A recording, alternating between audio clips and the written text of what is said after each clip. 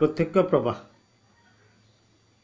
পাবৰ বাবে ফলা আঙঠিৰ দৰে দিক পৰিৱৰ্তক ব্যৱহাৰ কৰিব লাগিব। তাৰমানে এতিয়া আমি যিটো পালোঁ AC মানে পৰৱৰ্তী বিদ্যুৎ প্ৰবাহ পাম, আৰু যদি তাৰ পৰা আমি DC প্ৰবাহ পাব বিচাৰোঁ তেতিয়াহ'লে ফলা আঙঠিৰ দিক এই ব্যৱস্থাত ব্ৰাছ ক্ষেত্ৰখনৰ ওপৰলৈ উঠা বাঁহৰ লগত সকলো সময়তে সংযোগ ৰখা হয়, আৰু আনডাল ব্ৰাছ তললৈ গতি কৰা বাঁহৰ লগত সংযোগ ৰখা হয়। আমি ফলা আঙঠিক দিক পৰিৱৰ্তকৰ কাৰ্য বৈদ্যুতিক মটৰৰ ক্ষেত্ৰত দেখা পাইছিলোঁ। এইদৰে এটা একমুখী প্ৰবাহ সৃষ্টি হয়। গতিকে জেনেৰেটৰক DC জেনেৰেটৰ, এনেদৰে পোৱা জেনেৰেটৰটোক আমি DC জেনেৰেটৰ বুলি ক'ম। প্ৰত্যক্ষ আৰু পৰৱৰ্তী প্ৰবাহৰ মাজৰ পাৰ্থক্য হৈছে প্ৰত্যক্ষ প্ৰবাহ সদায় এটা দিশত চালিত হয়, আনহাতে পৰৱৰ্তী প্ৰবাহে ইয়াৰ দিশ পৰ্যায়বৃত্তভাৱে সলনি কৰে। আজিকালি নিৰ্মাণ কৰা বেছিভাগ শক্তি উৎপাদন কেন্দ্ৰই AC উৎপাদন কৰে। ভাৰতত প্ৰতি 1/100 ছেকেণ্ডত ACৰ দিশ সলনি হয়, অৰ্থাৎ ACৰ কম্পানাংক 50 হাৰ্জ। DCৰ তুলনাত ACৰ এটা উল্লেখযোগ্য সুবিধা হ'ল ইয়াক শক্তিৰ বিশেষ অপচয় নোহোৱাকৈ বহু দূৰলৈ সঞ্চাৰিত কৰিব পাৰি। শক্তিৰ অপচয় নোহোৱাকৈয়ে আমি ইয়াক বহু দূৰলৈ সঞ্চাৰিত কৰিব পাৰোঁ। এতিয়া বৈদ্যুতিক জেনেৰেটৰ আৰু এইমাত্ৰ যিখিনি আলোচনা কৰিছিলোঁ, এই আলোচনাখিনিৰ লগত জড়িত প্ৰশ্ন উত্তৰ আৰু বৈদ্যুতিক জেনেৰেটৰৰ ওপৰত কি কি প্ৰশ্ন হয় সেইখিনি চাই লওঁ। এতিয়া প্ৰশ্নটো হ'ল বৈদ্যুতিক জেনেৰেটৰৰ গঠন আৰু কাৰ্যপ্ৰণালী লিখা।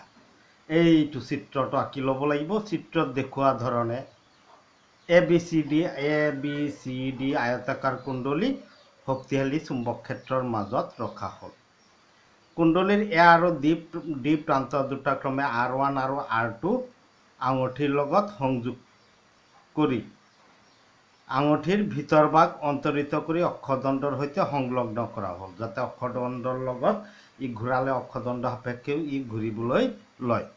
B1 আৰু B2 ব্ৰাছেৰে ক্ৰমে R1 আৰু R2 আঙঠিক B1 আৰু B2 ব্ৰাছেৰে হেঁচা দি ৰখা হয়।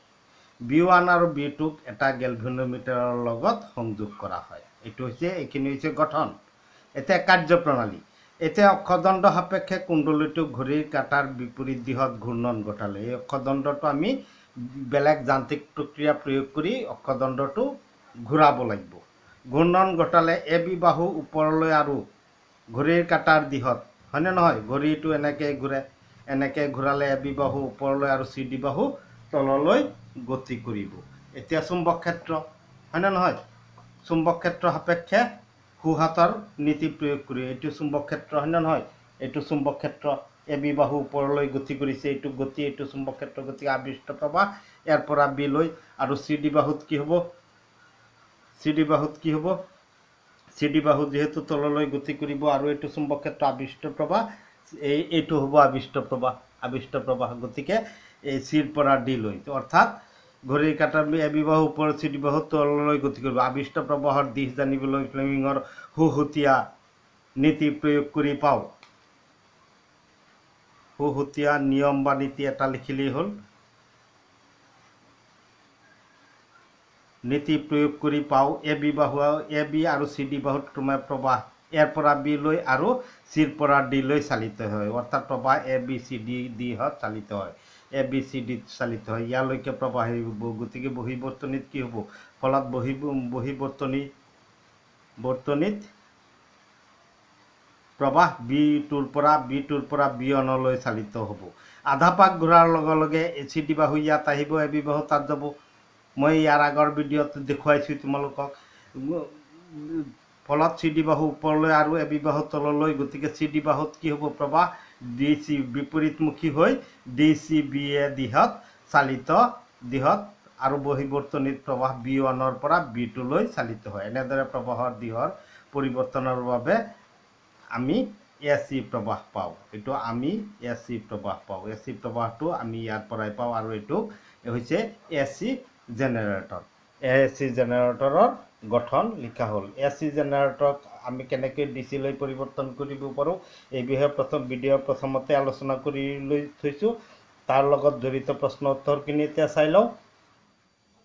এতিয়া প্ৰশ্নটো হ'ল পৰৱৰ্তী প্ৰবাহ কাক বোলে? এক নিৰ্দিষ্ট সময়ৰ মূৰে মূৰে প্ৰবাহৰ দিশ পৰিৱৰ্তন হ'লে তাক এচি প্ৰবাহ বোলে।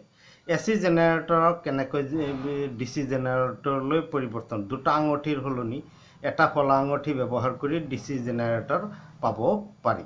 ভাৰতত বিদ্যুতৰ কম্পনাংক কিমান? ইয়াৰ অৰ্থ কি?